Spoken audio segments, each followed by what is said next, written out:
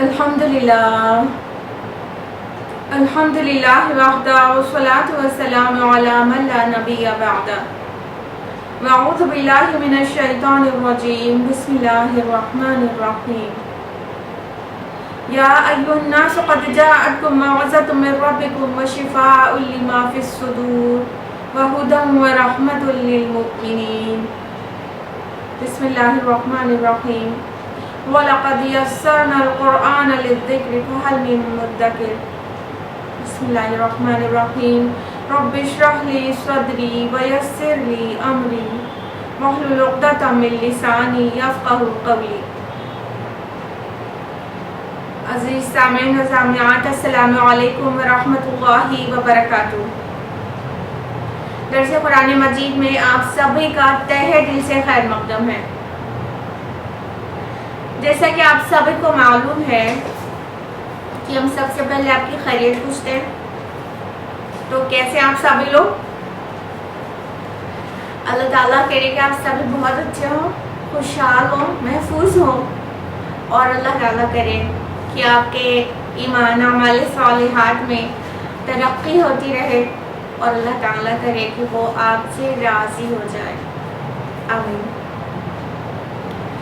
اب ہم لوگ بڑھتے ہیں بغیر کسی تاخیر کے درس قرآن کی جانب۔ درس قرآن مجید میں سب کو معلوم ہے سورہ بنی اسرائیل چل رہی ہے سلسلے وار، اور سورہ بنی اسرائیل میں ہم لوگوں نے لاسٹ ویک تک جانا تھا اپ ٹو آیت نمبر 96 نا، تو آج کا درس آیت نمبر 97 آنورڈز ہوگا، لیکن حسب معمول پہلے ہم لوگ لاسٹ ویک کا کوئک ریویژن لیں گے، پھر اس کے بعد آگے بڑھیں گے انشاءاللہ۔ تو لاسٹ فرائیڈے کو ہم لوگوں نے جانا تھا سورہ بنی اسرائیل کی آیت نمبر 89 سے لے کے 96 تک، تو آیت نمبر 79 سے آگے کی طرف لاسٹ ویک کا ریویژن ہم آپ کو کرا دیں گے، بہت چھوٹا سا، جلدی سے۔ آیت نمبر 89 ہے، اعوذ باللہ من الشیطان الرجیم بسم اللہ الرحمن الرحیم۔ اور ہم نے پھر کر بیان کی ہے لوگوں کے لیے اس قرآن میں ہر طرح کی مثالیں، لیکن اکثر لوگ انکار اور کفران نعمت ہی پر اڑے ہوئے ہیں۔ اللہ تعالیٰ نے واضح کیا کہ قرآن مجید میں نصیحت اخذ کرنے کے لیے ساری مثالیں موجود ہیں، لیکن اس کے بعد بھی لوگ انکار کر رہے ہیں۔ آگے ہے، اور انہوں نے کہا کہ ہم ہرگز آپ کی بات نہیں مانیں گے یہاں تک کہ آپ جاری کر دیں ہمارے لیے زمین سے ایک چشمہ، یا آپ کے لیے بن جائے کھجوروں اور انگوروں کا ایک باغ، پھر آپ جاری کر دیں اس کے اندر نہریں، یا آپ گرا دیں آسمان ہم پر ٹکڑے ٹکڑے کر کے جیسا کہ آپ دعویٰ کرتے ہیں، یا آپ لے آئیں اللہ کو اور فرشتوں کو ہمارے سامنے، یا آپ کے لیے سونے کا ایک محل تعمیر ہو جائے، یا آپ آسمان میں چڑھ جائیں اور ہم آپ کے آسمان میں چڑھنے کو بھی نہیں مانیں گے یہاں تک کہ آپ اتار لائیں ایک کتاب جسے ہم خود پڑھ لیں۔ تو یہ تھے ان کے مطالبات مشرکین مکہ کے رسول اللہ صلی اللہ علیہ وسلم سے، کہ آپ کو رسول ہم تب تک تسلیم نہیں کریں گے جب تک آپ ایسے حسی معجزات ہمیں نہیں دکھا دیتے، ہر خرق عادت چیز ہمیں نہیں دکھ جاتی، تب تک ہم آپ کو رسول تسلیم نہیں کریں گے۔ تو اس طرح کے بےہودہ مطالبات کیے، اور اس کا مقصد ظاہر ہے کہ یہ نہیں تھا کہ یہ جیسے ہی ہو جائے گا ہم سب ایمان والے ہو جائیں گے، بلکہ یہ ایک اعتراض تھا رسول اللہ کو کی تکذیب کرنے کے لیے کہ ہم آپ کو اس لیے نہیں مان رہے ہیں۔ تو اللہ تعالیٰ نے کیا جواب دیا؟ آیت نمبر 93 میں ہی ہے آگے کہ آپ کہہ دیجئے کہ میرا رب پاک ہے، میں نہیں ہوں مگر ایک بشر رسول۔ تو اللہ تعالیٰ نے اتنا مختصر اتنا جامع جواب دینے کے لیے کہا کہ آپ کہہ دیجئے کہ میں تو بشر ہوں، میں تو ایک رسول ہوں، اور رسول کا کام یہ نہیں ہوتا کہ وہ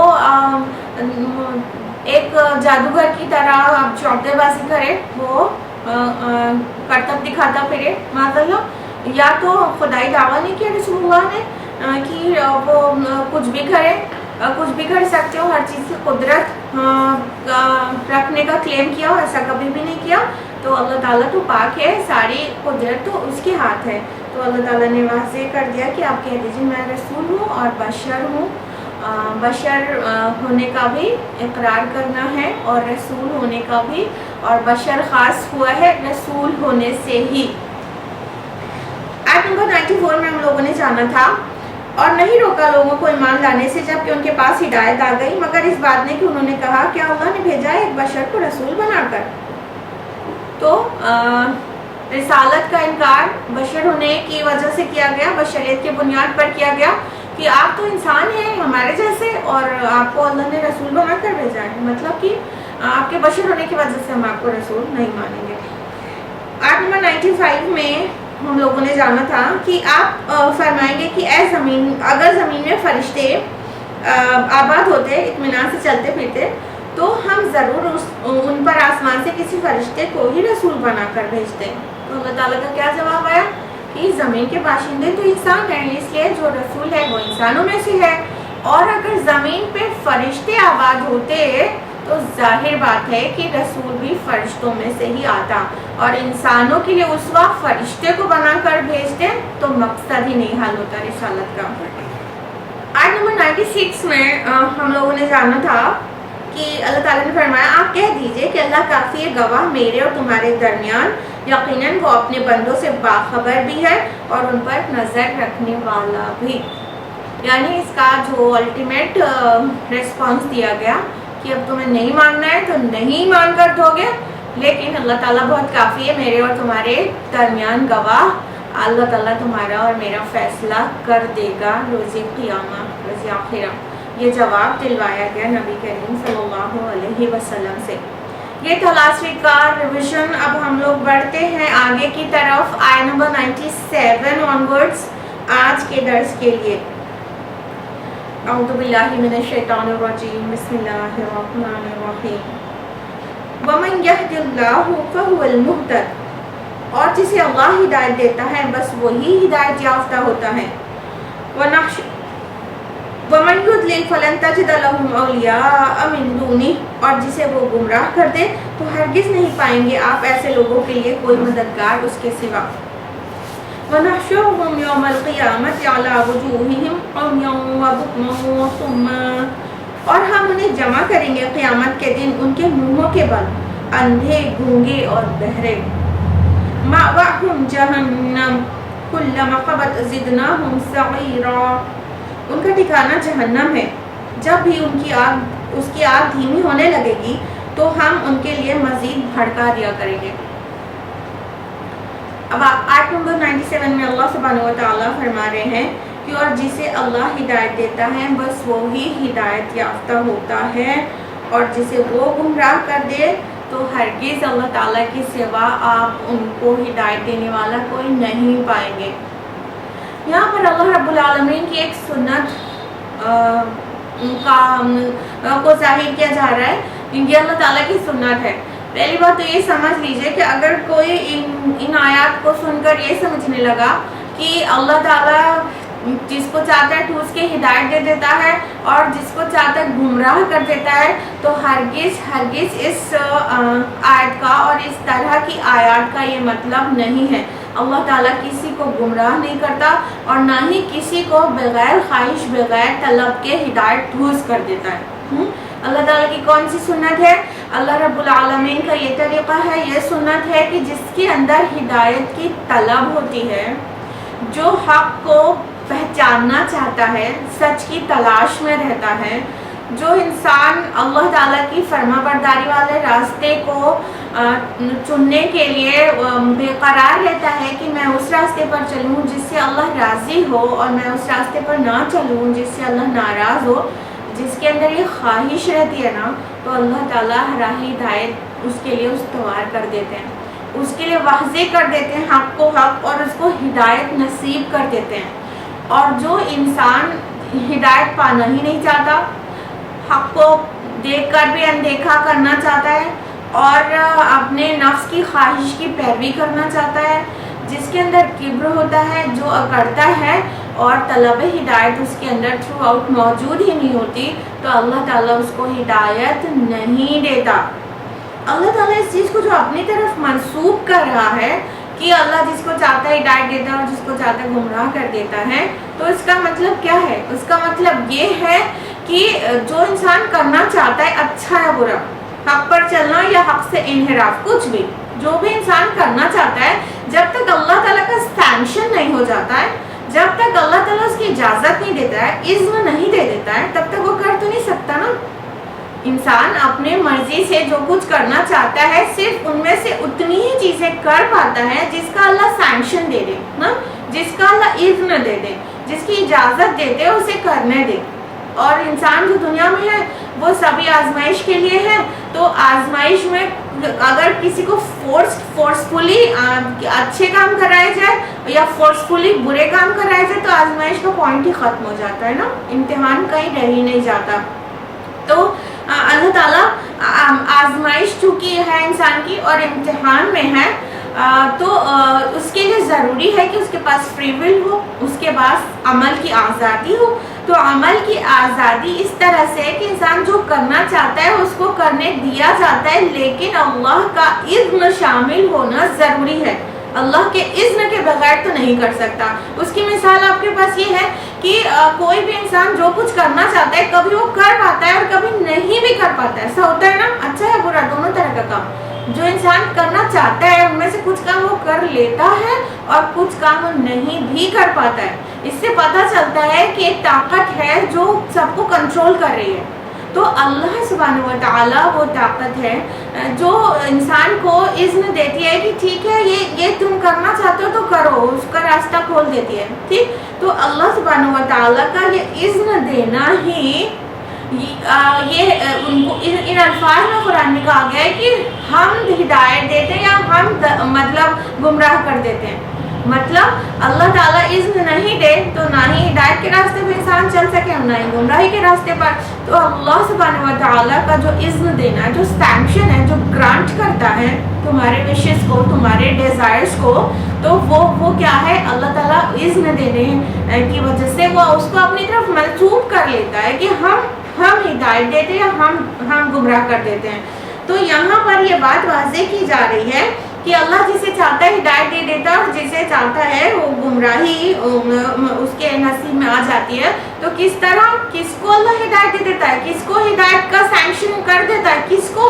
جو طلب رکھتا ہے نا، طلب۔ بہت واضح انداز میں کہا گیا سورہ انفال سورہ نمبر 8 آیت نمبر 23 میں کہ اگر ہم ان کے اندر کوئی خوبی دیکھتے تو ان کو سننے کی توفیق دے دیتے۔ اب یہ کون سی خوبی ہے؟ یہ طلب ہدایت ہے۔ جو انسان ہدایت پانا چاہتا ہے وہ یہی خوبی ہے اس کی، تو اللہ تعالیٰ اس کو کرنے ہدایت دے دیتا ہے، اس کو راہ ہدایت اس کے سامنے کھول دیتا ہے اور اس پر چلنا اس کے لیے آسان بنا دیتا ہے۔ اور جو انسان ہدایت پانا ہی نہیں چاہتا، اس کے اندر طلب ہدایت نہیں ہوتی، تو کیا ہے کہ اللہ سبحانہ و تعالیٰ اس کو بھی سینکشن کر دیتا ہے کہ ٹھیک ہے، اب گمراہی کا راستہ اس کے لیے آسان کر دیتا ہے اور وہ اس پر چلتا چلتا سر پر دوڑنے لگتا ہے اور وہ گمراہ ہو جاتا ہے۔ تو جو بھی انسان ہدایت پانا ہی نہ چاہے اور پھر تو اللہ تعالیٰ اسے ٹھوس کے تو ہدایت دے کر تو پھر اس کی پوری دنیا مدد کرے، پوری دنیا اس کے ساتھ لگ جائے، اس کو حق پہ لانے میں تو نہیں لا سکتی۔ یہی بات کہی گئی ہے کہ آپ اس کا کوئی مددگار نہیں پائیں گے جس کو اللہ گمراہ کر دے۔ یعنی وہ گمراہ ہونا چاہتا تھا، وہ نہیں چاہتا تھا ہدایت پر چلنا، رب کی رضا والے راستوں پر چلنا نہیں چاہتا تھا، تو اللہ تعالیٰ نے سینکشن کر دیا، اور اللہ تعالیٰ جس کو سینکشن کر دے گمراہی، تو پھر پوری دنیا انکلوڈنگ رسول مل کے اس کو ہدایت نہیں دے سکتے۔ اللہ لا یہدی القوم الفاسقین، سورہ توبہ سورہ نمبر 9 آیت نمبر 24۔ اللہ تعالیٰ فاسقوں کو، نہنجاروں کو ہدایت نہیں دیتا۔ مطلب چاہے ہی نہ انسان ہدایت پانا اور اللہ ٹھوس کے ہدایت دے دے تو ایسا نہیں ہوتا، یہ اللہ کی سنت کے خلاف بات ہے۔ ان کے لیے کہا جا رہا ہے کہ ایسے لوگ جو جن کے اندر طلب ہدایت نہیں ہوتی، یعنی جو گمراہ ہو جاتے ہیں، ان کو اللہ تعالیٰ فرما رہے ہیں کہ قیامت کے دن وہ اپنے منہوں کے بل چلتے ہوئے بل آئیں گے، مطلب منہ کے بل چلائیں گے اللہ تعالیٰ ان کو روز قیامہ، اور وہ اندھے ہوں گے، گونگے ہوں گے اور بہرے ہوں گے۔ اللہم لا تجعلنا منہم۔ یہ ان کی سزا ہے جو انہوں نے کمایا۔ جو بھی انسان جرم کرتا ہے اس کی سزا اس کی مناسبت سے ہونا چاہیے نا، the punishment should be fit to the crime نا۔ تو جو جیسا انہوں نے گمراہی کا راستہ اختیار کیا تھا، جس ٹائپ کی حرکت انہوں نے دنیا میں کی تھی، اسی ٹائپ کی پنشمنٹ ان کو روز قیامت ملے گی. کیا ہے کہ ایک تو منہ کے بل گھسیٹتے ہوئے لایا جائے گا، جہنم میں ڈالا جائے گا. اس سے ان کی ذلت پتہ چل رہی ہے. اور اندھے ہوں گے، گونگے ہوں گے، بہرے ہوں گے. کیونکہ انہوں نے حق کو دیکھنے سے وہ دنیا میں اندھے بنے رہے، اس لیے روز قیامت اندھے ہوں گے. حق کے لیے ان کی زبان گویا ہونے سے رکی رہی، تو اس لیے وہ روز قیامت گونگے ہوں گے. اور حق کو سننے کے لیے ان کے کان تیار نہیں تھے، تو اس لیے روز قیامت ان کی آنکھیں، ان کے کان بہرے ہوں گے. تو چونکہ راہ حق پر چلنے کی جو صدائیں تھی رسول کی طرف سے بلند ہو رہی تھی، یا پھر اس تمام دور میں داعیان اسلام کی طرف سے بلند ہو رہی ہیں، تو اس کو جو سننا نہیں چاہتا، دیکھنا نہیں چاہتا اور حق پر بولنا نہیں چاہتا، ان سب کا یہی انجام ہوگا کہ وہ ابھی آنکھیں ہوتے ہوئے بھی اندھے ہیں تو قیامت کے دن واقعتاً اندھے ہوں گے. ابھی کان ہوتے ہوئے بھی بہرے ہیں تو روز قیامت واقعتاً وہ بہرے ہوں گے. ابھی ان کی زبانیں ہیں جو حق بول سکتی ہیں اور صحیح غلط میں تمیز کر سکتی ہیں، اور حق بات کہنے والے کے ساتھ اپنی زبان استعمال کر کے حق باتیں کہی جا سکتی ہیں، لیکن نہیں کر رہی ان کی زبانیں یہ، تو روز قیامت واقعتاً وہ گونگے ہوں گے. تو یہ بالکل ان کی سزا ان کی مناسبت سے ہے گناہوں کی، کہ جس طرح سے وہ دنیا میں اللہ تعالیٰ نے ان کو آنکھ، کان اور زبان دی تھی، اس کا استعمال نہیں کیا، اس کا پازیٹیو استعمال نہیں کیا، بلکہ ان سبھی کو استعمال کیا خواہش نفس میں. تو اللہ تعالیٰ نے روز قیامت ان کے لیے پنشمنٹ رکھی ہے کہ وہ اندھے، بہرے اور گونگے بنا کر اٹھائے جائیں گے، اور منہ کے بل اٹھا کے جہنم میں ان کو ڈالا جائے گا. یہ ان کی ذلت سارا زمانہ دیکھ لے گا. سارے قیامت میں جو لوگ، سارے آدم سے لے کے قیامت تک کے لوگ جو جمع ہوں گے، وہ سب دیکھ لیں گے کہ کس طرح ذلیل کیا جا رہا ہے. فرمائے گا ان کا ٹھکانہ جہنم ہے، جب بھی اس کی آگ دھیمی ہونے لگے گی تو ہم ان پر مزید بھڑکا دیا کریں گے. اللہم لا تجعلنا معہم. فرمایا کہ یہ اس طرح سے جہنم میں الٹیمیٹلی ڈال دیے جائیں گے. اور جب اس کی آگ، یہاں دنیا کی آگ پہ تصور نہ کریے کہ جیسے آگ ہے تھوڑا سا سرد ہونے لگتی ہے کچھ دیر کے بعد، جتنی زیادہ تیز آگ ہو وہ اتنی دیر تک جل سکتی ہے، لیکن پھر تو سرد ہونے لگتی ہے نا. تو جہنم کی آگ ایسی نہیں ہے کہ وہ ٹھنڈی ہو جائے گی اور پھر ایک مدت جلنے کے بعد تھوڑی سی راحت مل جائے گی ان کو. نہیں، جب وہ آگ ذرا سی بھی اس کی گرمی کم ہونے لگے گی تو اللہ تعالیٰ مزید بھڑکا دے گا. اللہ اکبر، کتنی عبرت کا مقام ہے کہ انسان کو دنیا میں پتہ چل گیا کہ ایسا ہوگا، ابھی بھی وہ نصیحت اخذ کر لے، ابھی بھی وہ راہ حق پر چلنے والا بن جائے. تو جہنم میں نہ ہی آگ ٹھنڈی کی جائے گی، کم اس کی گرمی کم ہوگی، اور نہ ہی اسکن کے پورے جل جانے اور روسٹ ہو جانے کے بعد جو جلنے کا احساس ہے وہ کم ہوگا. اس کے بارے میں بھی کہا گیا نا سورہ نساء سورہ نمبر 4 آیت نمبر 56 میں کہ جن لوگوں نے انکار کیا تھا ان کو جہنم میں ڈال دیں گے، تو ان کی کھالیں جب جل جائیں گی تو ہم ان کو نئی کھالیں تبدیل کر دیں گے تاکہ جلنے کا مزہ چکھتے رہیں. یعنی کہ جو اسکن میں پین ریسیپٹرز ہوتے ہیں نا، تو اسکن زیادہ ریسپانسبل ہے پین کو فیل کرانے میں. تو جب اسکن، اگر آپ کو پتا ہو ڈاکٹر سے پوچھئے، ڈرمیٹولوجسٹ سے پوچھئے کہ جب اسکن پوری جل جائے، کسی کی برن ہو جائے، تو پھر اس میں پن چبھا کے دیکھتے ہیں کہ مطلب کتنا گہرا زخم ہے. تو اگر وہ پن سے چبھانے سے کچھ فیل ہو رہا ہے تو مطلب کہ زخم ہلکا ہے. تو اسکن جب پوری طرح سے جل جاتی ہے تو پھر ٹچ کریں اور پن چبھائیں، کچھ بھی کریں، احساس نہیں ہوتا. ٹھیک ہے، اس کی سینسٹیوٹی ختم ہو جاتی ہے، کم ہو جاتی ہے. برین سے بھی تھوڑا سینس آتا ہے، لیکن اسکن سے سب سے زیادہ جو پین ریسیپٹرز ہوتے ہیں وہ اسکن میں ہی ہوتے ہیں. تو جب قیامت کے دن جب جہنم میں ڈالے جانے کے بعد آگ ٹھنڈی ہونے لگے گی، اللہ اس کو اور بھڑکا دے گا. جب اسکن پوری روسٹ ہو جائے گی تو ان کو جلنے کا احساس کم ہونے لگے گا، جو جلن ہے، جو تکلیف ہے وہ کم ہونے لگے گی. تو اللہ نئی کھالیں تبدیل کر دے گا، اور نئی کھال آنے کے بعد پھر سے وہ اتنی ہی تیز جلن کو محسوس کریں گے. اللہ تعالیٰ جہنم سے بچائے. بہت دعا کیا کریے. اللہم انی اسألک واعوذ بک من النار. اللہم انی اسألک الجنہ واعوذ بک من النار. اللہم انی اسألک الجنہ واعوذ بک من النار. اللہم اجرنی من النار. اللہم اجرنا من النار. آمین. آیت نمبر 98 ہے ذالک جزاؤہم بانہم کفروا بآیاتنا. یہ سزا ہے ان کی اس بنا پر کہ انہوں نے ہماری آیات کے ساتھ کفر کیا. وقالوا اذا كنا عظاما ورفاتا انا لمبعوثون خلقا جديدا. اور انہوں نے کہا کیا جب ہو جائیں گی ہماری ہڈیاں اور چورا چورا تو کیا ہم دوبارہ اٹھا لیے جائیں گے ایک نئی مخلوق کی صورت میں. یعنی یہ سزا اس بنا پر دی جا رہی ہے کہ اللہ تعالیٰ کی آیات کو دنیا میں انسان اندیکھا کر دیتا ہے اور اس کو جھٹلا دیتا ہے, اس کے ساتھ کفر کرتا ہے. کون کون سی آیات میں سے ہوتا ہے نشانی, اور آیات نشانیاں پورے کائنات میں بکھری ہوئی ہیں. اللہ تعالیٰ کی وحدانیت کی بھی آیات بکھری ہوئی ہیں اور بعث بعد الموت کی بھی آیات بکھری ہوئی ہیں.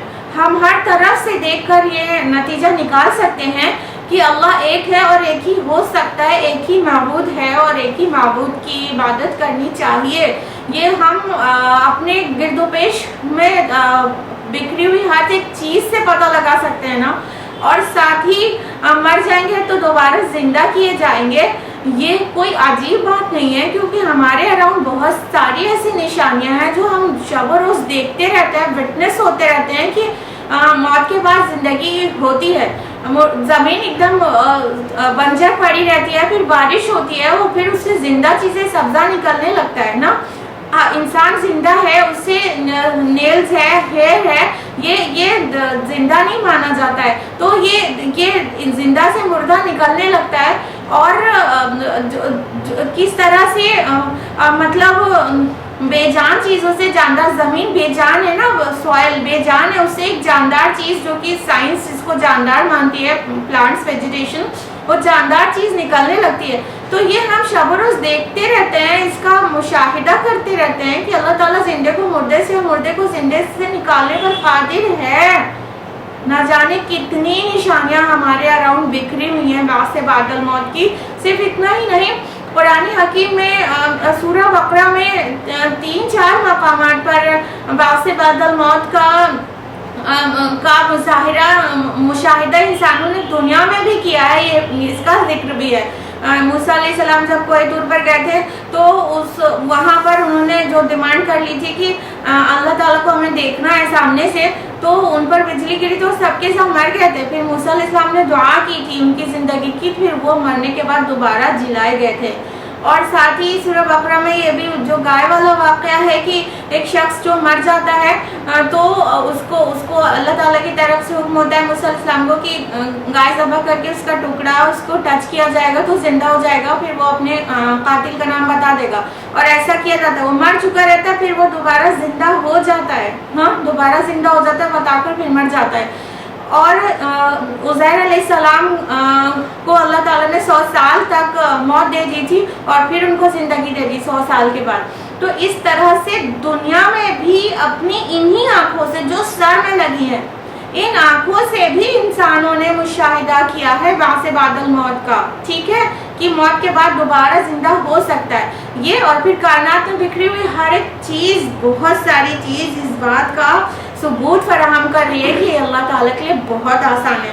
تو جو انسان نہیں مان رہا ہے بعث بعد الموت کو, جو موت کے بعد والی زندگی اور حساب و کتاب اور سوال و جواب اور جزا اور سزا کو نہیں مان رہا ہے, وہ اللہ کی آیات کا, اللہ کی نشانیوں کا انکار کر رہا ہے. یہ اس کی ہٹ دھرمی ہے اور کچھ بھی نہیں.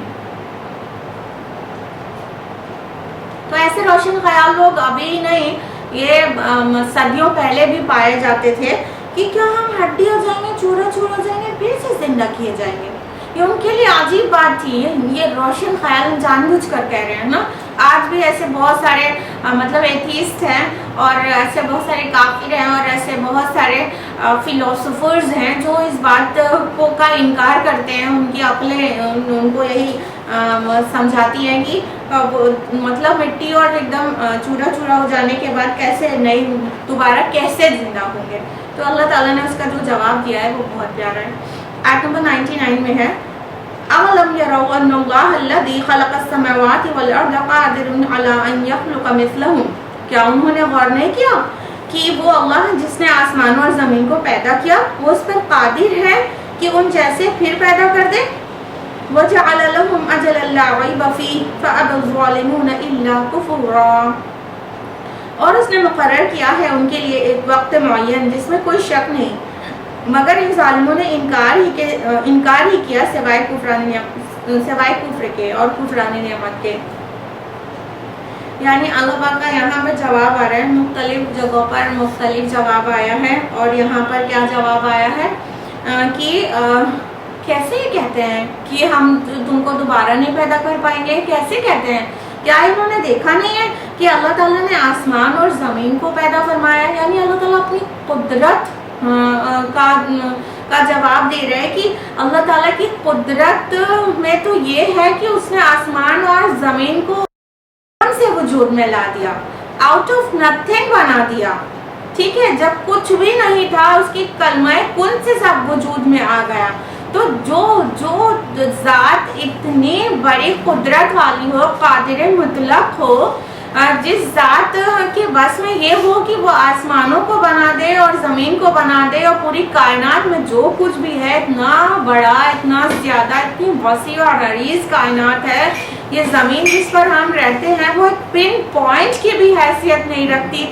نہ صرف زمین، ایک سورج بھی پوری کائنات میں پن پوائنٹ کی بھی حیثیت نہیں رکھتا. اتنی وسیع اور عریض کائنات جس کو ایسٹرونومرز کہتے ہیں کہ ہم اپنے ٹیلیسکوپ سے بھی کائنات کا ایک بہت چھوٹا حصہ دیکھ پاتے ہیں اور اکثر حصہ نہیں دیکھ پاتے، اور جتنا ڈسکورڈ ہے، نون ہے، وہ اتنا وسیع ہے کہ اتنے میں بھی ہمارا پورا سولر سسٹم کی کوئی مطلب حیثیت نہیں ہے اس کے سائز کے لحاظ سے. تو اتنی وسیع ہے کائنات. اتنا کچھ بنا دینے والے کے لیے کیا مشکل ہے کوئی انسان کو دوبارہ پیدا فرما دے. اور ایک جگہ پر تو یہ بھی کہا گیا نا کہ آسمان اور زمین کا پیدا کیا جانا زیادہ مشکل کام ہے کہ تم کو پیدا کر دینا. اور ایک لاجیکل آرگیومنٹ یہ بھی ہے کہ کوئی چیز کو پہلی بار بنانا مشکل ہوتا ہے، اس کو دہرانا آسان ہوتا ہے. اب ایک بار کوئی چیز بنانا آپ کو آ جائے گا تو وہ چیز دوبارہ آسانی سے بن جائے گی نا.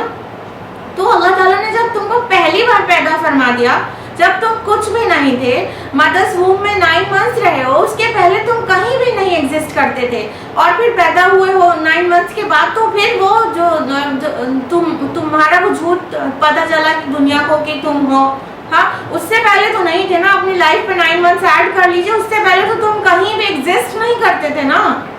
تو اللہ تعالیٰ نے جب تم کو بنا کسی چیز کے پیدا فرما دیا تو یہ اس کی قدرت سے باہر کیسے ہو گیا کہ پھر تم کو موت دے کر تمہارا کوئی پارٹیکل کوئی بچا رہ جائے اور پھر اس سے تم کو ریوائیو کر دے. کون سا مشکل کام ہے؟ یہ بہت لاجیکل بات ہے کہ جو ہستی پہلی بار پیدا کر سکتی ہے وہ دوبارہ تو اور آسانی سے پیدا کر سکتی ہے.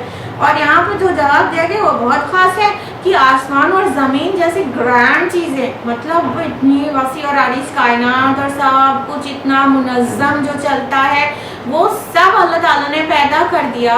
تو انسان جیسی حقیر چیز جو اتنی چھوٹی سی جو کرۂ ارضی ہے اس پر رہتا ہے، بہت چھوٹی سی، پورا سولر سسٹم کا کوئی مطلب کوئی اہمیت نہیں ہے اسپیس اور سائز کے حساب سے، تو پھر اس کے اندر ایک چھوٹی سی زمین اور اس پہ رہنے والا ایک دم پتی سا انسان، اس کی کیا حیثیت ہے قادر مطلق کے سامنے کہ اس کو دوبارہ پیدا فرما دے. تو قرآن مجید بہت لاجیکل آرگیومنٹس دیا کرتا ہے. اگر کوئی سمجھتا ہے کہ یہ مذہب جو ہے اور آؤٹ ڈیٹڈ ہے، تو ان کو جاننا چاہیے کہ یہ مذہب نہیں، یہ دین ہے.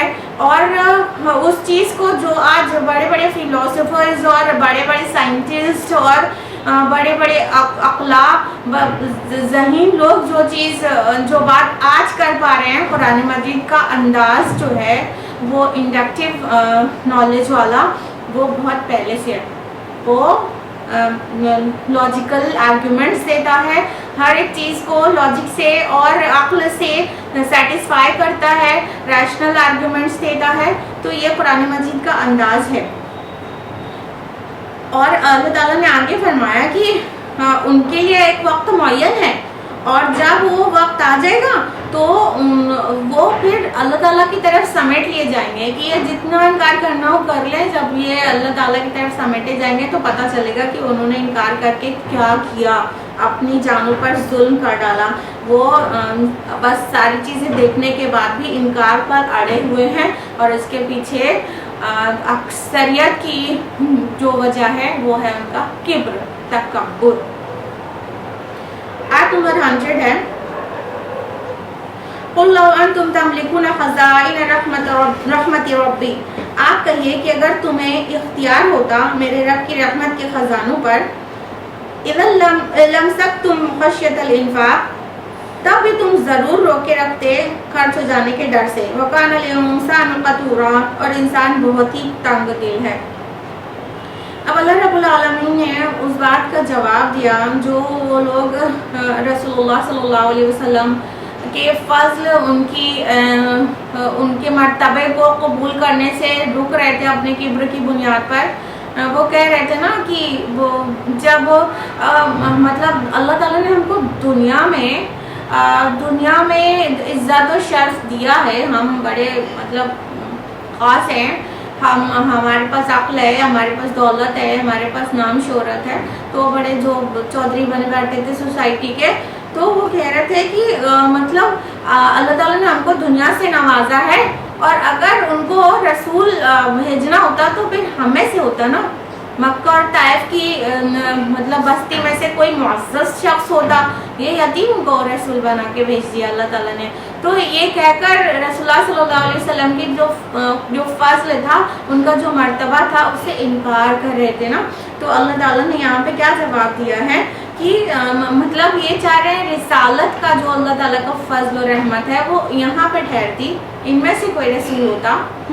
رسالت مطلب یہاں پہ فضل اور رحمت، جو اللہ تعالیٰ کی رحمت کے خزانے، جو الفاظ آیا ہے خزائن رحمت ربی، میرے رب کی رحمت کے خزانے، ویسے تو جنرلائزڈ وے میں دیکھیں گے تو سبھی کچھ آ جائے گی، ایوری تھنگ، لیکن یہاں پہ خصوصی اشارہ ہے رحمت کے خزانے سے نبوت کا، رسالت کا. تو اللہ تعالیٰ کہہ رہے کہ رسالت چاہتے ہیں ان کے پاس چلی جاتی. ارے یہ تو اتنے خسیس ہیں، یہ تو اتنے بخیل ہیں کہ یہ جو ہے کسی کا فضل اور اس کا مرتبہ تو قبول کر نہیں پا رہے ہیں اپنے تکبر کی وجہ سے.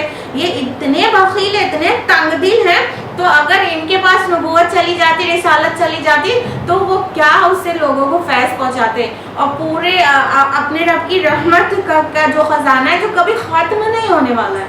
اللہ کی رحمت کا خزانہ کی ختم ہونے والا ہے، بالکل انفائنائٹ ہے اور ان لمیٹڈ ہے، وہ کبھی ختم نہیں ہونے والا ہے. اللہ تعالیٰ فرما رہے اگر کل کا کل ہمارا خزانہ بھی ان کے ہاتھ لگ جاتا جو ختم نہیں ہونے والا ہے، تو بھی اتنے خسیس ہیں کہ یہ اتنے بخیل ہیں کہ یہ سوچتے خرچ نہیں کرتے کہ ختم نہ ہو جائے.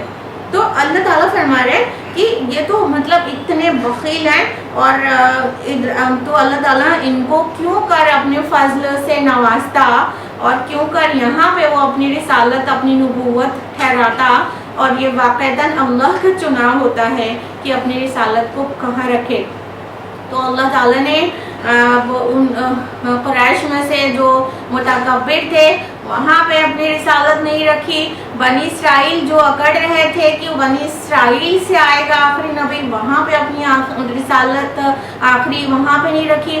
اللہ تعالیٰ نے بنی اسماعیل سے اخلاق و کردار کے عظیم ترین مرتبے پر فائز شخص کو رسالت دی، محمد رسول اللہ صلی اللہ علیہ وسلم. آیت نمبر 101 ہے، وَلَقَدْ آتَيْنَا مُوسَىٰ تِسْعَ آیَاتٍ بَيِّنَاتٍ، اور ہم نے موسیٰ علیہ السلام کو واضح نشانیاں عطا کی تھیں 9. فَاسْأَلْ بَنِي إِسْرَائِيلَ إِذْ جَاءَهُمْ فَقَالَ لَهُ فِرْعَوْنُ إِنِّي لَأَظُنُّكَ يَا مُوسَىٰ مَسْحُورًا. تو ذرا آپ پوچھے بنی اسرائیل سے کہ جب کہ موسیٰ ان کے پاس آئے تو فرعون نے ان سے کہا کہ اے موسیٰ میں تو تمہیں ایک سحر زدہ آدمی سمجھتا ہوں. اب دیکھیے سورہ کا اختتام شروع، ان کا والا رکوع شروع ہو رہا ہے، آخری رکوع یہاں سے سٹارٹ ہو رہا ہے، اور آپ نے اگر سورہ بنی اسرائیل ٹھیک سے مطالعہ کی ہے تو آپ کو پتا ہوگا کہ سورہ کے شروع میں بھی موسیٰ علیہ السلام اور بنی اسرائیل کا تذکرہ ہے، آیت نمبر 102 سے 108 تک میں، اور اب سورہ کے آخری میں بالکل آخری رکوع جہاں سے شروع ہو رہا ہے وہاں پر بھی آیت نمبر 101 سے 104 تک موسیٰ علیہ السلام اور بنی اسرائیل اور فرعون کا ذکر آ رہا ہے۔ تو اور ہم لوگ جانتے ہیں سورہ کا نام ہی ہے بنی اسرائیل۔ تو یہاں پر کیا کہا جا رہا ہے کہ اللہ تعالیٰ نے فرمایا کہ ہم نے موسیٰ کو 9 واضح نشانیاں دی تھی، آیات بینات، کھلی کھلی نشانیاں، واضح کتنی؟ 9 نشانیاں اللہ تعالیٰ نے موسیٰ علیہ السلام کو دی تھی۔ ان 9 نشانیوں کا ذکر سورہ اعراف کے آیت نمبر 130 سے 133 میں آتا ہے۔ وہ 9 نشانیاں کون کون سی تھی؟ پہلی تو عصا موسیٰ، ٹھیک ہے، جو کہ زمین پر ڈالتے اژدہا بن جاتا تھا، اور دوسری ید بیضاء، جو ہاتھ بغل سے لگاتے تھے تو وہ بالکل چمکیلا سورج کی طرح روشن ہو جاتا تھا۔ یہ 2 ہو گئے یہاں، اور یہ 2 کا ذکر تو پورے قرآن میں بہت جگہ پر ہے، ٹھیک ہے۔ اس کے علاوہ 7 نشانیاں کون سی تھیں؟ قحط سالی، پھلوں کی کمی، اور طوفان، ٹڈی دل، مینڈک اور چچڑیاں اور خون۔ یہ ہو گئی 9 نشانیاں، ٹھیک ہے، 9 آیات، 9 سائنس۔ تو یہ فرعون کے پاس جب موسیٰ علیہ السلام تھے مصر میں تو یہ 9 نشانیوں کا ظہور ہوا۔ حالانکہ موسیٰ علیہ السلام کو معجزے کے طور پر اور بھی چیزیں دی گئی، جیسے کہ عصا کا پتھر پر مارنے سے 12 چشمے پھوٹ نکلنا، اور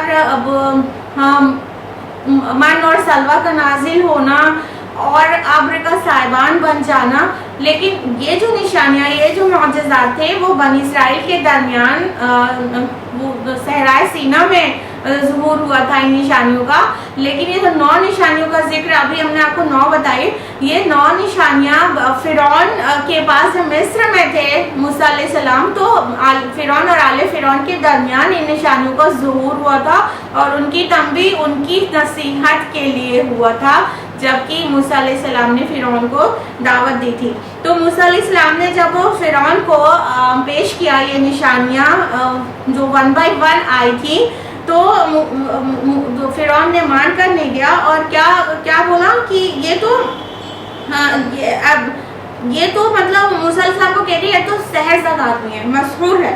اور ہم لوگوں کو اچھی طرح سے پتہ ہے نا کہ یہی بات رسول اللہ صلی اللہ علیہ وسلم کے لیے بھی کہی گئی تھی۔ آیت نمبر 47 میں ہم لوگوں نے جانا تھا کہ رسول اللہ کے لیے بول دیا الا رجلا مسحورا، تو یہ مطلب ان تتبعون الا رجلا مسحورا، تم ایسے انسان کی پیروی کرتے ہو جو کہ سحر زدہ ہے۔ تو یہی بات رسول اللہ صلی اللہ علیہ وسلم کو کہی گئی تھی۔ یہاں پر کفار مکہ کو سنایا جا رہا ہے کہ دیکھو یہ پہلی بار نہیں ہوا ہمارے رسولوں کے ساتھ، یہ موسیٰ کی سے بھی کہا تھا فرعون نے کہ تم مسحور ہو۔ تو کہا جا رہا ہے کہ ذرا بنی اسرائیل سے پوچھ لو کہ جب فرعون کے پاس لے کر آئے تھے موسیٰ علیہ السلام یہ نشانیاں، تو انہوں نے کیا کہہ دیا تھا؟ تم تو مسحور ہو، تم تو سحر زدہ ہو، تم پر تو جادو کر دیا گیا ہے۔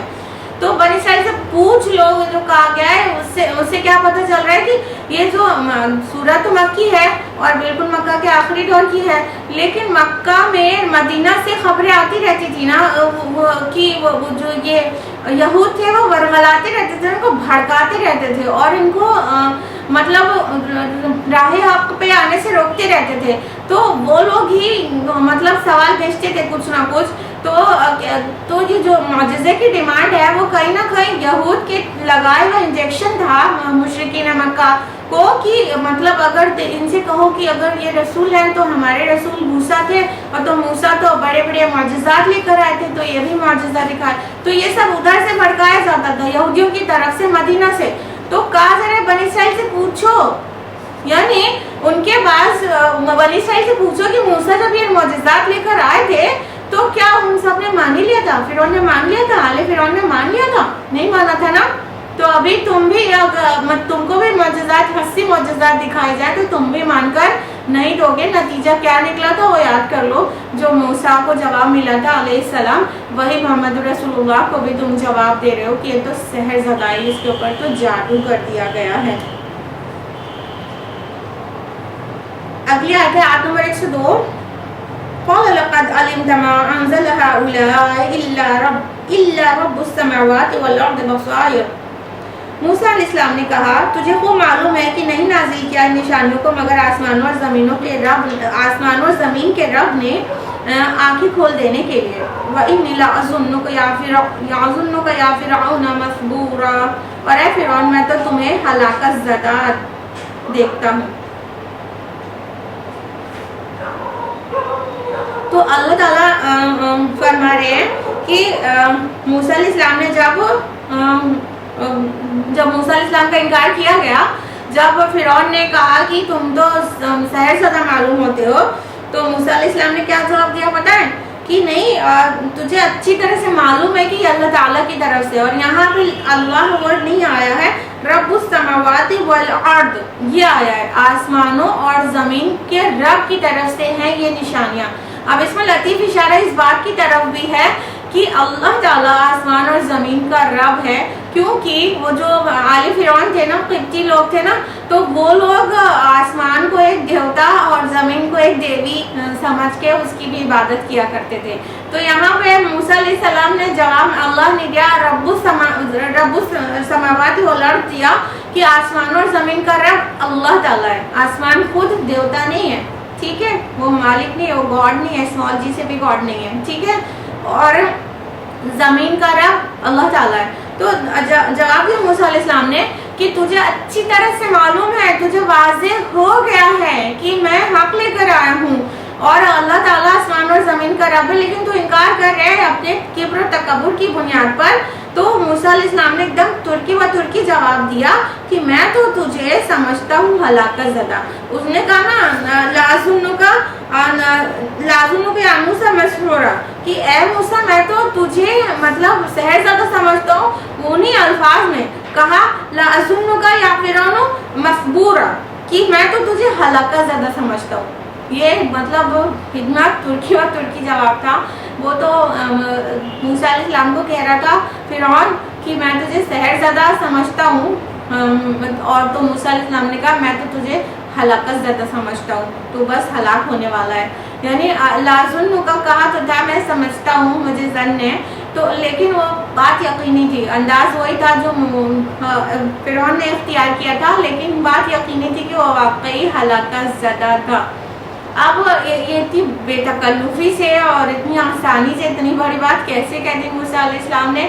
تو اس کا پس منظر سمجھنا چاہیے کہ مطلب اتنا ظالم بادشاہ ہے، اور مطلب وہاں پورے سامنے دربار میں اتنی بڑی بات موسیٰ علیہ السلام کہہ گئے ہیں بادشاہ کو. بہت معمولی بات نہیں ہے، بہت بڑی بات ہے. تو اصل میں اتنی بے تکلفی اور اتنی آسانی موسیٰ علیہ السلام کو اس لیے ہوئی ہے کہنے میں کہ موسیٰ علیہ السلام تو اسی کے ساتھ پلے بڑے تھے نا، وہ بھائی کی طرح ہی تو تھا. آخر موسیٰ علیہ السلام فرعون کے محل میں ہی تو پلے بڑے ہیں نا، اب ایک شہزادے کی طرح. اور یہ جو فرعون ان کے سامنے اب بیٹھا تھا جب دعوت دے رہے تھے، تو وہ اس والے فرعون کا جس نے موسیٰ علیہ السلام کے ٹائم، بچپن کے ٹائم پر جو تھا، اس کا بیٹا تھا. تو یہ جو فرعون جس سے ڈریس تھا موسیٰ علیہ السلام کا، وہ موسیٰ علیہ السلام کا بھائی تھا ایک طرح سے نا، کیونکہ اس کے ساتھ ہی وہ پلے بڑے تھے. تو انہوں نے بہت ہی بے تکلفی اور بے باکی سے جواب دے دیا کہ تو مجھے سحر زدہ کہتا ہے، میں تو تجھے شامت زدہ کہتا ہوں، تجھے تو ہلاکت زدہ کہتا ہوں، سمجھتا ہوں. اگلی آیت ہے فَأَرَادَ أَن يَسْتَفِزَّهُم مِّنَ الْأَرْضِ، تو اس نے ارادہ کیا کہ انہیں اکھاڑ پھینکے زمین سے. فَأَغْرَقْنَاهُم مَّعَهُ جَمِيعًا، لیکن ہم نے غرق کر دیا اس کو اور جو اس کے ساتھ تھے سب کو. اب یہ ہے وہ حکمت جس کی وجہ سے موسیٰ علیہ السلام اور فرعون کا ذکر یہاں پر ہو رہا ہے کہ مطلب مکی سورہ ہے اور اس کے پس منظر میں ہم نے جانا کہ رسول اللہ صلی اللہ علیہ وسلم کے ساتھ بھی یہی رویہ اور یہی ریسپانس دے رکھا تھا مشرکین مکہ نے. آیت نمبر 76 میں ہم لوگوں نے جانا تھا نا, اس میں وَإِن كَادُوا لَيَسْتَفِزُّونَكَ مِنَ الْأَرْضِ لِيُخْرِجُوكَ کی, اور ان لوگوں نے تو ارادہ کیا کہ آپ کے قدم اکھاڑ دیں اور آپ کو زمین سے نکال دیں. یعنی مشرکین مکہ نے بھی یہی چاہا تھا نا کہ نبی کریم صلی اللہ علیہ وسلم کے قدم اکھاڑ دے اور ان کو مکہ سے نکال باہر کرے, ان کو یہاں رہنے نہ دیا جائے, ان کو اتنا مشکل میں ڈال دیا جائے. تو اب یہاں پر اس کا جواب آ رہا ہے موسیٰ علیہ السلام اور فرعون کے ریسپانس سے, کہ یہی بات موسیٰ کے خلاف بھی علیہ السلام فرعون نے سوچی تھی کہ ان کو اکھاڑ پھینکے زمین سے, یہاں سے نکال دیں. تو اس کا ریسپانس اللہ تعالیٰ نے کیا دیا, موسیٰ علیہ السلام کو نہیں زمین سے اکھاڑنے پائے بلکہ اللہ تعالیٰ نے فرعون کو ہی غرق کر دیا. تو اے مشرکین مکہ, تم یہ جو سمجھ رہے ہو کہ ہمارے رسول محمد صلی اللہ علیہ وسلم کو اکھاڑ پھینکو گے, یہاں سے نکال دو گے, تو پھر تم سمجھ لو کہ وہی تمہارے ساتھ بھی ہوگا جو آل فرعون اور فرعون کے ساتھ ہوا ہے. اینڈ ایوری باڈی نوز کہ فرعون کے ساتھ کیا ہوا تھا. یہاں بہت مختصر میں بتایا گیا کہ لیکن ہم نے اسے غرق کر دیا اور جو اس کے ساتھ تھے سب کو ایک ساتھ ملا کر غرق کر دیا. تو سب کو پتہ ہے کہ جو یہاں پہ حذف ہے وہ چیزیں سب کو معلوم ہے, بچپن سے آپ نے سن رکھی ہوں گی, پڑھ رکھی ہوں گی کہ کس طرح سے موسیٰ علیہ السلام نے دعوت دیا, وہ نہیں مان رہا تھا فرعون اور آل فرعون. تو پھر موسیٰ علیہ السلام جب پوری بنی اسرائیل کو لے کر نکلے تھے مصر سے, تو فرعون نے اپنا کل لشکر جمع کیا, اپنے آل فرعون جن کو کہا گیا کل لشکر جمع کیا اور کسی کو بھی نہیں چھوڑا, سب کو ایک ساتھ لے کر موسیٰ علیہ السلام کا تعاقب کیا, ان کے پیچھے پیچھے ہو لیے. اور جب موسیٰ علیہ السلام پہنچے سمندر کے پاس تو اللہ تعالیٰ نے معجزانہ طور پر ان کی مدد کی اور سمندر پھٹا اور راستہ بن گیا خشکی والا. موسیٰ علیہ السلام اور بنی اسرائیل وہاں سے نکل گئے اور فرعون پیچھا کرتا ہوا آیا, اور جب اس نے دیکھا کہ بیچ میں راستہ بن گیا ہے, موسیٰ لوگ نکل گئے ہیں بنی اسرائیل, تو ہم لوگ بھی نکل جائیں گے. وہ لوگ آ گئے سمندر کے میں بنے ہوئے راستے پر. ادھر سے موسیٰ علیہ السلام اور بنی اسرائیل نے جب ایگزٹ لے لیا اس راستے میں جو سمندری علاقہ تھا, تو وہ اس سے باہر نکل گئے اور ادھر فرعون اور اس کی آرمی پوری کی پوری اس راستے میں آ گئی جو کہ ایکچولی سمندر تھا. تو اس راستے میں آ گئی تو سمندر واپس تبدیل ہو گیا, خشکی والا راستہ غائب ہو گیا اور سمندر واپس پانی میں تبدیل ہو کر پوری کی پوری فرعون اور اس کی آرمی کو غرق کر دیا. تو جو بھی مطلب پلاننگ تھی فرعون کی, وہ دیکھیے کس طرح اللہ تعالیٰ نے الٹی کر دیا. مکر و مکر اللہ واللہ خیر الماکرین. وہ بھی پلان کرتے ہیں اور اللہ بھی پلان کرتا ہے اور اللہ بیسٹ پلانر ہے. اللہ تعالیٰ پلان کرنے والوں میں, تدبیر کرنے والوں میں سب سے بہتر ہے. سورہ آل عمران سورہ نمبر 3 آیت نمبر 54. آگے فرمایا آیت نمبر 104 میں وَقُلْنَا مِن بَعْدِ لِبَنِي إِسْرَائِيلَ اسْكُنُوا الْأَرْضَ. اور اس کے بعد ہم نے بنی اسرائیل کو حکم دیا کہ تم لوگ زمین میں آباد ہو جاؤ. فَإِذَا جَاءَ وَعْدُ الْآخِرَةِ جِئْنَا بِكُمْ لَفِيفًا. پھر جب آ جائے گا پچھلے وعدے کا وقت تو ہم لے آئیں گے تم سب کو سمیٹ کر. اب اللہ سبحانہ تعالیٰ فرما رہے ہیں کہ اس کے بعد ہم نے زمین میں بنی اسرائیل کو بسایا. تو اے کفار مکہ, تم سمجھ جاؤ کہ یہ ہمارا رسول اور اس کے فالوورز الٹیمیٹلی اس زمین کے خلیفہ بنیں گے, اس زمین پر بسنے والے بنیں گے. تم نہیں بسو گے. جو رسول کا انکار کرتا ہے تو اللہ تعالیٰ ان کی شامت بلا دیتا ہے اور ان کو نیست و نابود کر دیتا ہے. تو اس طرح فرمایا کہ پھر الٹیمیٹلی ہم نے بنی اسرائیل کو زمین میں بسا دیا. اور جب فرمایا کہ جب وعد الآخرہ پچھلے وعدے کا وقت آ جائے گا تو ہم تم سب کو سمیٹ کر پھر سے لے آئیں گے. جب یہ آیات نازل ہو رہی ہیں یعنی کہ رسول اللہ کی بعثت کے بعد، تو اس وقت بنی اسرائیل کا ڈائسپورا جو تھا، دور انتشار، وہ جو پوری دنیا میں اسپریڈ ہو گئے تھے، مطلب ان کو کہیں ٹھکانا نہیں لگ رہا تھا، وہ دور انتشار کا 550 سال گزر چکے تھے اور وہ منتشر تھے پورے میں۔ پھر اس کے بعد یہ ان کا دور انتشار چلتا رہا تھا اور ہم سبھی اچھی طرح سے جانتے ہیں کہ اسرائیل کا قیام 1948 میں ہوا ہے، اور یہ گریٹر اسرائیل عظیم تر اسرائیل انہوں نے اپنے تئیں بنا لیا ہے، اور وہ پوری دنیا کے یہودیوں کو لا کر وہاں جمع کیا گیا ہے، ٹھیک ہے۔ تو پوری دنیا کے یہودی اب کیا ہے کہ اسرائیل میں جمع ہو گئے ہیں۔ تو یہ بھی اللہ تعالیٰ کی پلاننگ ہے کہ مطلب اللہ تعالیٰ ان کو جمع کر دیا اس نے ایک جگہ پر، کیونکہ جو عذاب کی زد میں پوری قوم کو لانے کے لیے ان کا ایک جگہ پہ ہونا ضروری ہے نا۔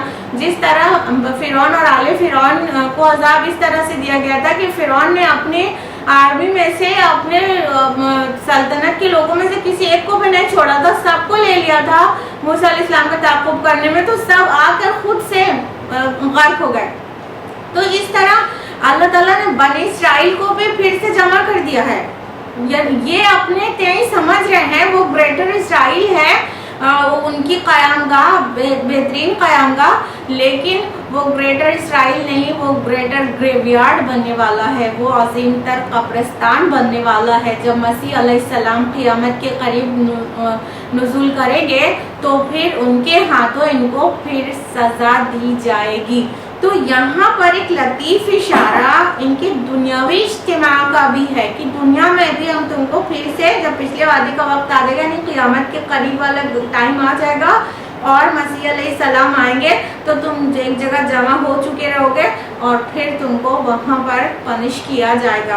تو ایک تو یہ اشارہ ہے، لیکن اس کے ساتھ ہی جو ایک جنرل اوپینین ہے وہ یہ کہ جب آخرت میں جمع ہونا رہے گا، جب قیامت آئے گی تو سب کے سب کو واپس اللہ کی طرف جمع ہو جانا ہے، سب کو اللہ سمیٹ لائے گا، جمع کر دے گا، اور جمع کرنے کے بعد وہ جو ان کا حساب و کتاب ہوگا۔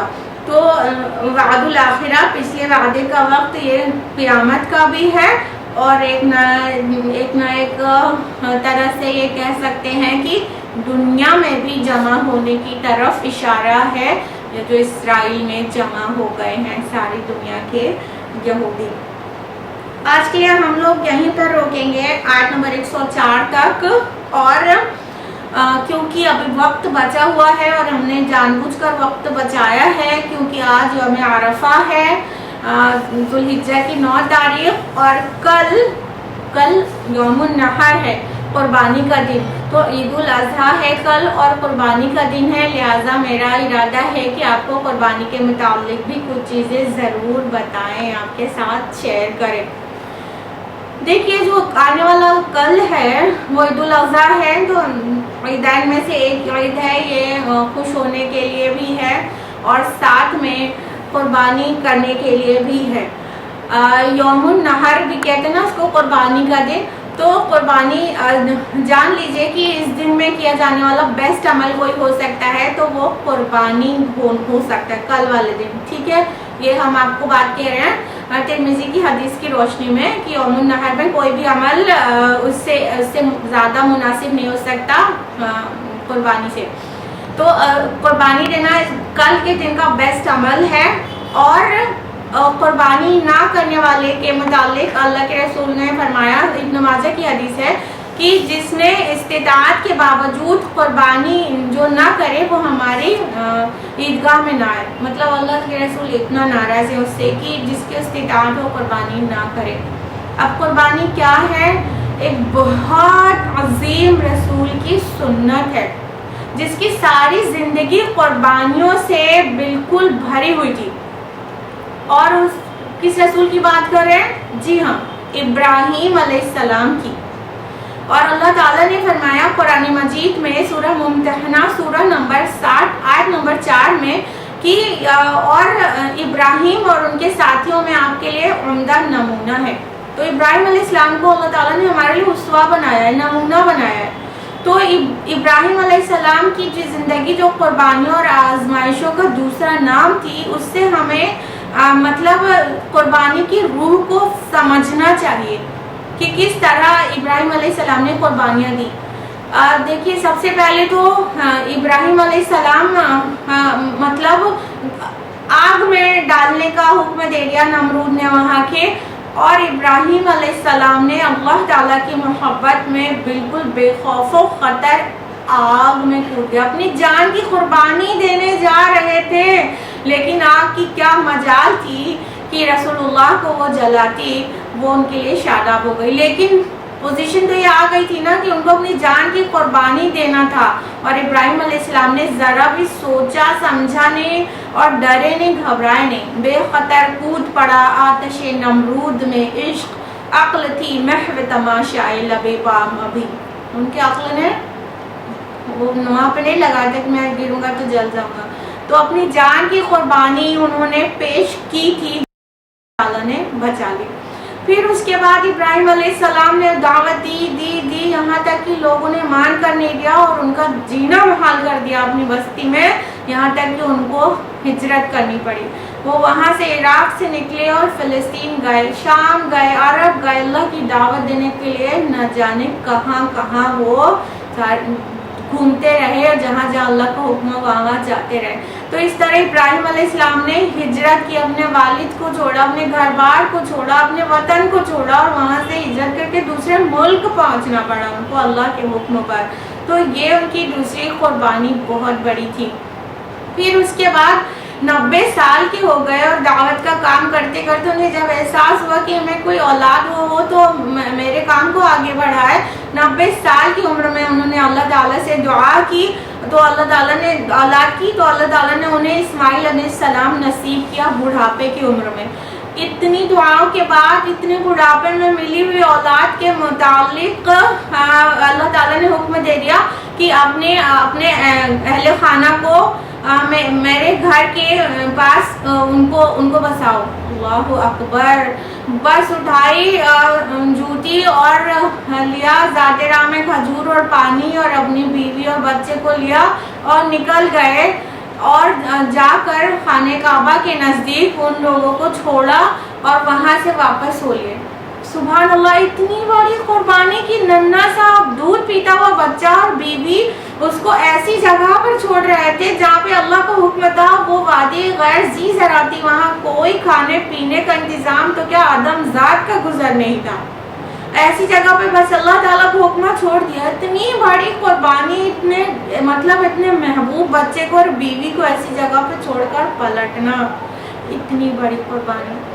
پھر اتنا ہی نہیں, ساری قربانیوں کی جو معراج تھی, جو کلائمیکس تھا, وہ کیا تھا کہ جب وہ لڑکا یعنی اسماعیل علیہ السلام دوڑنے چلنے والے ہو گئے اور وہ والد کو کہیں نہ کہیں سپورٹ کرنے والے ہو گئے, تو اللہ تعالیٰ کا حکم آ گیا کہ تم اس کو میرے راہ میں قربان کر دو. اور خواب میں انہوں نے دیکھا کہ ان کو ذبح کر رہے ہیں.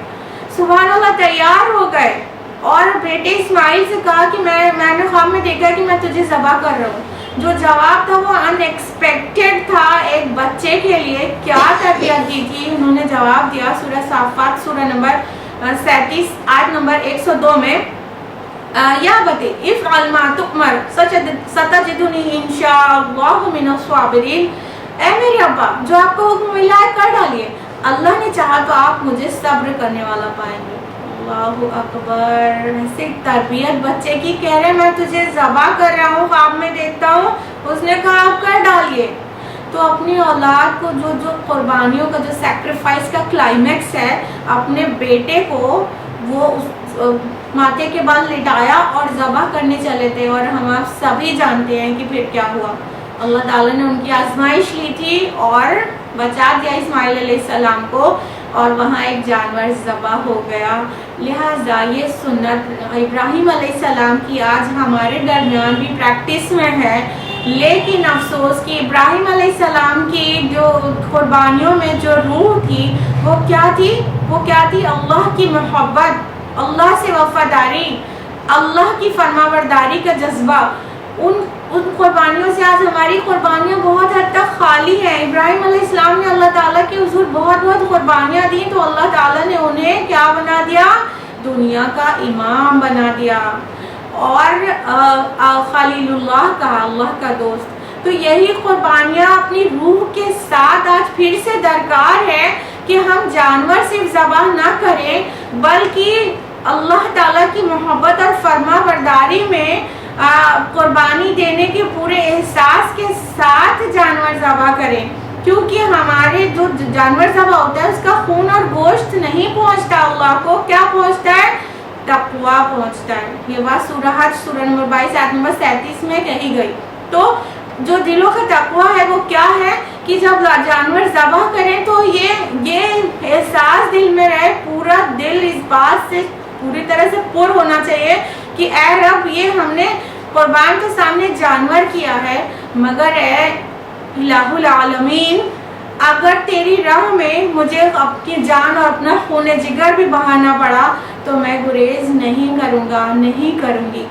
اس جذبے کے ساتھ قربانی ہونا چاہیے، قربانی کی روح ہونا چاہیے، اللہ تعالیٰ کی محبت، فرما برداری، اسلام اور ایمان۔ مگر افسوس کہ آج ہماری قربانیاں اس سے خالی ہیں۔ آج بکرے آتے ہیں تو پھر ان کی فوٹو کھینچی جاتی ہے اور واٹس ایپ پر اسٹیٹس لگایا جاتا ہے اور فیس بک پر ڈالا جاتا ہے، رشتہ داروں اور پڑوسیوں سے کمپٹیشن میں جانور لیا جاتا ہے، کتنے کا آپ نے لیا، اتنے کا ہم نے لیا، فخر تکبر کیا جاتا ہے، کتنے کلو کا ہے پوچھا جاتا ہے۔ یہ کیا ہو گیا ہم کو؟ کس مقصد سے تھی یہ قربانی اور یہ ہم نے اس کو کیا بنا ڈالا؟ یاد رکھیے گا کہ قربانی عبادت ہے اور عبادات میں ریاکاری یہ صرف گناہ کبیرہ نہیں ہے بلکہ شرک ہے۔